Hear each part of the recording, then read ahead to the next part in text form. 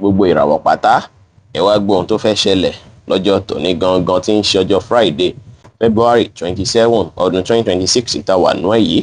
Mo kí Ọlọ́run bá mo ṣèbò Olódùmarè, ìbà akọ́dá ayé, ìbà aṣẹ̀dá ọ̀run, mo ṣe bọ̀rúnmìlà àtórí ẹni tí ò sunwọ̀n ṣe ẹlẹ́rìí ìpín tòun tàyàn mọ́. Mojúbọ ọkùnrin, mojúbọ obìnrin, mo kí gbogbo ojú tó ń wò mí níbikíbi tí ẹ ti ń gbọ́ mi káàkiri àgbáńlá ayé. Ẹ̀yin tẹ̀ ń wò mí pátá, ẹ bá ń share fídíò yìí, ẹ pín kó jẹ́ òwúlò àtàǹfààní fọ́pọ̀ ènìyàn. Ojú tẹ fi ń wò mí ò ní fọ́, bẹ́ẹ̀ ọwọ́ tẹ fi ń bá mi share rẹ̀ ẹ ní fi gbọ́mọ sí, ẹ sì ní fi gba lẹ́tà ìbànújẹ́ láṣẹ Ìdùmarè. Ẹ̀yin oníràwọ̀ iná tó kanran yan Harris tàbí láàrin March 21 sí April 20, ayékáyé máa gbalẹ̀ fún ìrọ̀rùn àti àlàáfíà. Bájẹ́ pẹ̀yìn àtàwọn mọ̀lẹ́bí náà ó máa jẹ́ ètò ṣe pé ó máa lọ dáadáa lọ́jọ́ tòní. Lọ́jọ́ tòní dára púpọ̀ kẹ́ làkókò àti ìgbà pẹ̀lú wọn lọ́jọ́ tòní o. Pẹ̀lú àwọn olólùfẹ́ yín àtàwọn mọ̀lẹ́bí yín, àkókò tẹ́ bá lò pẹ̀lú wọn yìí á jẹ́ ètò máa jẹ́ pé ó máa tayọ rẹpẹtẹ lásìkò fún àkókò ìdùnnú àtayọ̀ tó ṣeéṣe kó jẹ́ àkókò má lè gbàgbé. Ẹ bá wọn yàn sọ̀rọ̀ pẹ̀lú ìfẹ́ lénìí, ẹ bá wọn ṣe pẹ̀lú àwàdà àti ẹ̀rín, kẹsì pa agbo plan yín mọ́ láṣìírí pẹ̀lú. Aago 12 ní ọ̀sán sí aago 1 ní ọ̀sán jẹ́ àkókò èyí tó dára jù fún yín tí ń ṣe lọ́kì àwà fún yín lénìí tí kọ́lọ̀ white sì jẹ́ kọ́lọ̀ èyí tó dára jù fún yín láti wọ̀ láṣọ ní ọjọ́ tòní. Ẹ̀yin oníràwọ̀ ìpè alámọ̀ Taurus tàbí láàrin April 21 sí May 20, ọ̀rọ̀ sísọ lọ́jọ́ tòní àwọn yìí lọ́wọ́ rẹpẹtẹ pẹ̀lú tẹ́ bá ṣe sọ̀rọ̀ dáadáa sí lọ́jọ́ tòní. Ó ṣe ṣe kí ọjọ́ tòní kó jọ́ dọ̀dùnú, kó jọ́jọ́ ayọ̀ fún yín. Ẹ lè lo àkókò àti ìgbà ọjọ́ tòní pẹ̀lú àwọn tó jẹ́ ẹ̀gbọ́n àbábùrò yín àbáwọn tó ṣe pé ẹ̀dìjọ́ jẹ́ akẹgbẹ́ lọ́jọ́ tòní. Ọjọ́ tòní dára púpọ̀ láti fi béèrè ìrànlọ́wọ́ tàbí láti fi béèrè oore tàbí láti fi béèrè ìdàgbàsókè ní ẹnu iṣẹ́ àbí níbikíbi lọ́jọ́ tòní. Gbogbo nǹkan tí ẹ bá béèrè yìí ó ṣeé ṣe kí Ọlọ́run bá ṣe fún yín, ó sì ṣeé ṣe kí àwọn tó ṣe pé wọ́n ó bá yín ká kí wọ́n ṣe fún yín látàrí ẹnu yín tí ẹ fi béèrè yìí. Ọjọ́ tòní jọjọ́ tó ṣe pé ẹ ní láti rí dájú pé ẹ sọ̀rọ̀ òdì àbí ọ̀rọ̀ ẹ̀tàn sí èèyàn. Ẹ bá àwọn èèyàn sọ̀rọ̀ pẹ̀lú ìfẹ́, ẹ sì tàṣejù bóhunkóhun rárá. Pàápàá jùlọ ẹ gbọ́dọ̀ sọ̀rọ̀ àsọjù láwùjọ kó má bàa expose secret yín rárá. Ọjọ́ tòní ẹ ṣàwọn kan tá mú kí inú yín dùn káyọ̀ yín kún. Ẹ wà positive minded, ẹ má jẹ́ kára ẹ̀yin bó ṣe ẹ lọ, kẹ́ sì ṣe dáadáa sáwọn èèyàn. Bẹ́ẹ̀ sì ni kí ẹ fọgbọ́n àtòyè tọ́lọ́ fún yín mójútó ohunkóhun pẹ̀lú.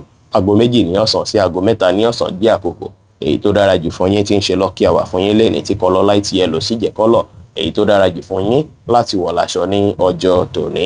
Ẹ̀yin oníràwọ̀ afẹ́fẹ́ aláwàdà Gemini tàbí láàrin May 21 sí June 21, ọjọ́ tòní ẹ máa nílò owó fún ọ̀pọ̀lọpọ̀ nǹkan. Bùkátà lè wà tẹ́fẹ́ náwó lé lórí tàbí àwọn kankan lè wà tẹ́fẹ́ náwó lé lórí lọ́jọ́ tòní.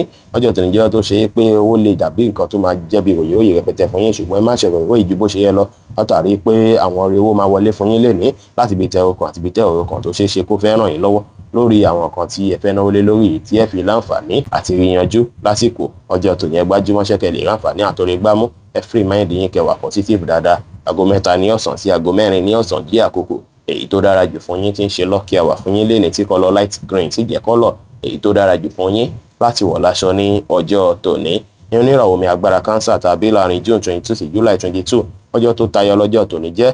Ọ̀pọ̀ ẹni tó ṣe pé tó jẹ́ mẹ́ta tẹ̀sí ríra yín ó ṣeéṣe fẹ́ pàdé ra yín lọ́jọ́ tòní. Kódà àwọn tẹ̀tìjọ́ fẹ́ ra sẹ́yìn bí àwọn ex yín ó ṣeéṣe kí ẹ pàdé wọn lọ́jọ́ tòní pẹ̀lú kí wọ́n pè yín lọ́jọ́ tòní. Ọjọ́ tòní jẹ́ ọjọ́ tó ṣe é pé ó kún fún ìdùnnú àti ayọ̀ rẹpẹtẹ. Opportunity máa wáyé láti ọ̀nà jíjìn tó ṣe é pé ibi tẹ́ ẹ̀rọ kàn sí àti ibi tẹ́ ẹ̀rọ kàn sí á wáyé lọ́jọ́ tòní, tó sì jẹ́ pé ọ̀pọ̀ yín ó ṣeéṣe kí wọ́n promise yín ní travel lọ́jọ́ tòní. Pẹ̀lú ọ̀pọ̀ yín lè wà lórí ìrìn àjò lọ́jọ́ tòní táǹfààní sì máa jáde látara ìrìn àjò lọ́jọ́ tòní. Ọjọ́ tòní jẹ́ ọjọ́ tó ṣe é pé ní láti maintain bẹ́ẹ̀ ṣe ń sọ̀rọ̀ sí, ló má jẹ́ pé ọ̀rọ̀ tẹ́ bá sọ lọ́jọ́ tòní má padà lóye against yín lọ́jọ́ iwájú.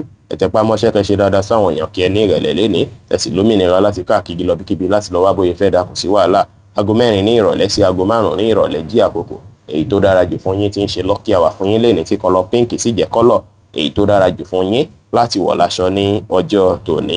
Ẹ̀yin oníràwọ̀ iná tó gbóná rìrì Leo tàbí láàrin July 23 sí August 22, ọ̀pọ̀ yín pàápàá yín tàbí ní August tí ó ṣeéṣe kẹwàá múdì bákan lọ́jọ́ tòní. Ẹ máa rí pé ohun inú yín máa tún lágbára lọ́jọ́ tòní tí ìṣàn yín máa lé kínka tó ṣe pé ó ṣeéṣe kí nǹkan pọ̀ lọ́hùn yín tẹ́ máa rò lọ́tùn lósì. Ọjọ́ tòní jẹ́jọ́ tó ṣe pé ẹ ní láti wòye sí àwọn nǹkan tí ẹ ń lé kẹ́ gbàdúrà bí kọ́lọ́n jẹ́ pé ó wá sí ìmúṣẹ.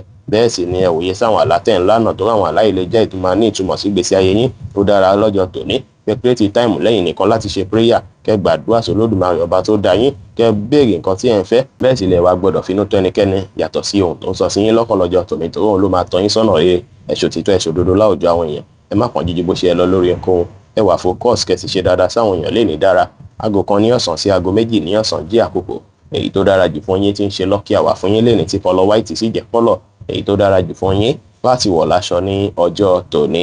ẹni oníràwọ̀ erùpẹ̀ funfun Virgo tàbí láàrin August 23 sí September 23 ọjọ́ tó dára lọ́jọ́ tòní jẹ́. ìbáṣepọ̀ yín àtàwọn ọ̀rẹ́ yín máa dùn alárinrin tó sì jẹ́ pé ẹ máa rí support àwọn tó rọ̀gbà yín ká ìbàjẹ́ níbi iṣẹ́ ìbàjẹ́ nínú ilé. ọjọ́ tòní jẹ́jọ́ tó ṣe é pẹ́ ní láti ṣe dáadáa sí àwọn ènìyàn ẹ sì lákòókò àti ìgbà pẹ̀lú àwọn ọ̀rẹ́ yín.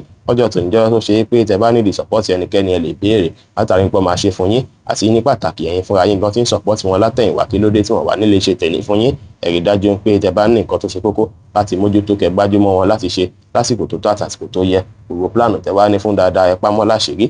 aago 3 ní ọ̀sán sí aago 4 ní ọ̀sán jí àkókò èyí tó dára jù fún yín tí ń ṣe lucky hour fún yín lẹ́ni tí kọ́lọ́ light blue sì jẹ́ kọ́lọ̀ èyí tó dára jù fún yín láti wọ̀ láṣọ ní ọjọ́ tòní. ẹni oníràwọ̀ afẹ́fẹ́ má rí mi fún Libra tàbí láàrin September 24 sí October 23 ọjọ́ tòní jọjọ́ tó ṣe é pé àwọn nǹkan tí ẹ̀ ń ṣe láti jẹ́ kí iṣẹ́ yín lọ dáadáa láti jẹ́ kẹ́ ẹ ní ìdàgbàsókè ó ti ń dàbí ìgbà pé ó ti ń work out fún yín báyìí. ọjọ́ tòní jọjọ́ tó ṣe é pé ẹ máa activate àwọn nǹkan tó jọ mọ́ career improvement ẹ máa fẹ́ ṣe àwọn nǹkan tó ṣe pa bí kí ìdàgbàsókè wáyé fún iṣẹ́ yín láàyè iṣẹ́ gbogbo nǹkan tó bá gbà lẹ́ máa fi fún tó ṣe é pé ẹ fi rí dájú pé iṣẹ́ yín tún dàgbàsókè sí gbogbo akitiyan tẹ́ bá ṣe lórí iṣẹ́ yín lọ́jọ́ tòní á bí benefit dáadáa fún yín lọ́jọ́ iwájú ẹ ṣe àwọn nǹkan tá mú kí inú yín dùn káyọ̀ yín kún ẹ tẹpá mọ́ṣẹ́ lè ní kí ẹ wà positive. aago 2 ní ọ̀sán sí aago 3 ní ọ̀sán jí àkókò èyí tó dára jù fún yín tí ń ṣe lucky hour fún yín lẹ́ni tí kọ́lọ́ white sì jẹ́ kọ́lọ̀ èyí tó dára jù fún yín láti wọ̀ láṣọ ní ọjọ́ tòní. ẹni oníràwọ̀ omi tútù Scorpio tàbí láàrin October 24 sí November 22 ọjọ́ tòní jẹ́jọ́ tó ṣe é pé travel opportunity lè wáyé lọ́tún lósì lọ́jọ́ tòní.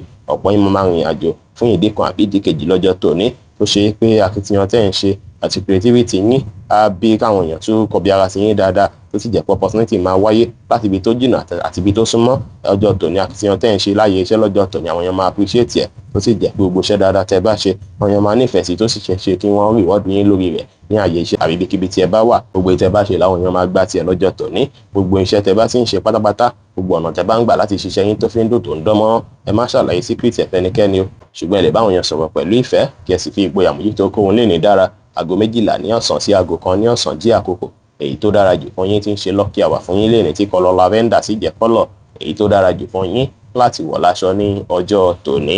ẹni oníràwọ̀ inú àtùpà Sagittarius tàbí láàrin November 23 sí December 22 ọjọ́ tó dára lọ́jọ́ tòní jẹ́. ọjọ́ tòní lè jọjọ́ tó ṣe é pé á dàbí ọjọ́ tó ṣe é pé ìgbésí ayé yín fẹ́ yí padà tó fẹ́ dọ̀tun. ọjọ́ tòní ẹ máa experience ìyípo padà kánú ìgbésí ayé yín. ìyípo padà yìí sì lè wáyé lórí àwọn nǹkan tẹ́ ti ń ṣe látijọ́ mẹ́ta. ẹ máa fi ìbí ìgbà pé ayé yín ti fẹ́ yí padà ó ti fẹ́ dọ̀tun. ẹ gbìyànjú láti adapt pẹ̀lú nǹkan tó ń ṣẹlẹ̀ lásìkò yìí látàrí pé Olódùmarè àti gbogbo yunifásitì pátá wọ́n ní àwọn nǹkan tó ṣe é pé wọ́n plan fún yín ní ti dáadáa. ẹ ní ìrètí pé gbogbo nǹkan ti dáa ẹ wà positive minded ẹ má ṣe ohun tó lágbára jẹ̀mí yín lọ. aago 6 ní ìrọ̀lẹ́ sí aago 7 ní àṣálẹ́ jí àkókò èyí tó dára jù fún yín tí ń ṣe lucky hour fún yín lẹ́ni tí kọ́lọ́ pink sì jẹ́ kọ́lọ̀ èyí tó dára jù fún yín láti wọ̀ láṣọ ní ọjọ́ tòní.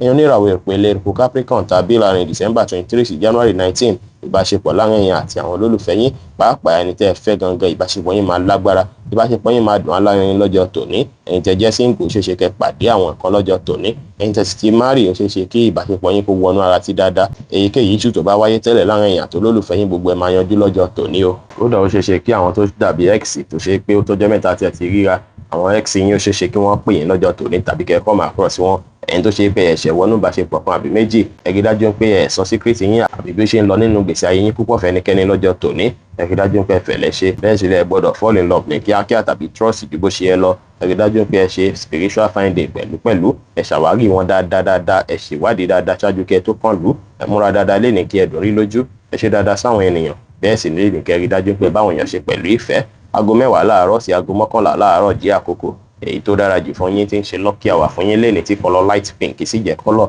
èyí tó dára jù fún yín láti wọ̀ láṣọ ní ọjọ́ tòní.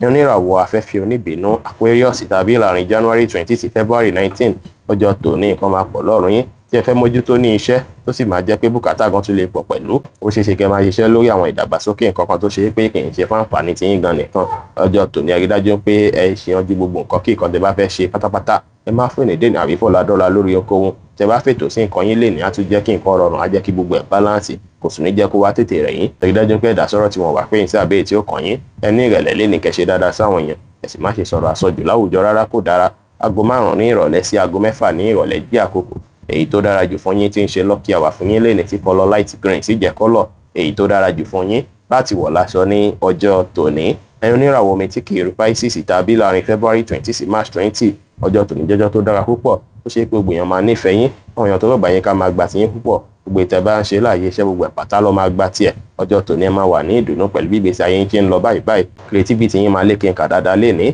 Ẹ rí dájú pé ẹ lo creativity lórí gbogbo nǹkan kíkan tí ẹ bá ń ṣe, ẹ̀bùn pàtàkì tọ́lọ́run fún yín ẹ lò lórí nǹkan kíkan. Ẹ enjoy gbogbo ọjọ́ tòní pátápátá. Ẹ tẹpá mọ́ṣẹ́ lénìí, ẹ ní ìrẹ̀lẹ̀ kẹ́ ṣe dáadáa sáwọn èèyàn. Ẹ wá gbọ́dọ̀ gbéraga rárá o, ìgbéraga kò dára rárá lọ́jọ́ tòní o. Aago 11 láàárọ̀ sí aago 12 ní ọ̀sán jí àkókò. Èyí tó dára jù fún yín tí ń ṣe lucky hour fún yín lénìí tí kọ́lọ̀ yẹ́lò sì jẹ́ kọ́lọ̀. Èyí tó dára jù fún yín láti wọ̀ láṣọ ní ọjọ́ tòní. Bí ó ṣe jẹ́ nìyẹn fún gbogbo irúfẹ́ ìràwọ̀ méjìlá tó wà pátá. Ẹ̀yin tẹ́ ń wò mí pátá ẹ má gbàgbé pé Ọlọ́run bo Olódùmarè nìkan lọ́ba tó ní ìmọ̀ jùlọ. Ẹ̀yin tẹ́ fẹ́ ṣèwádìí onírúurú láǹfààní àti kàn sí wa ní WhatsApp 09033897161. Ire gbogbo ajẹ́ tiwa lónìí, lọ́sẹ̀ yìí, lóṣù yìí àti ní gbogbo ọjọ́ ayé wa láṣẹ Èdùmàrè. Ire o.